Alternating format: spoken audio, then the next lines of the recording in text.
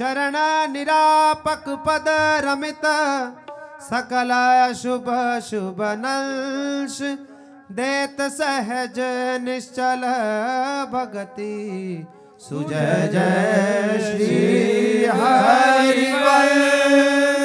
जय जय श्री नवनिवर्तनी कुंज बिलासी लाडले ठाकुर श्री राधा वल्लभ लाल की जय। लाडले ठाकुर श्री राधा मोहन जी महाराज की जय। लाडले ठाकुर श्री राधा पियजू महाराज की जय। महाप्रभु श्री हरिवंश चंद्र जी महाराज की जय। श्री सेवक जी महाराज की जय। समस्त सहचरी वृंद की जय। श्री वृंदावन धाम की जय। श्री यमुना रसरानी की जय। समस्त संत हरि भक्तन की जय। श्री सद्गुरुदेव भगवान की जय। जय जय श्री राधे श्याम।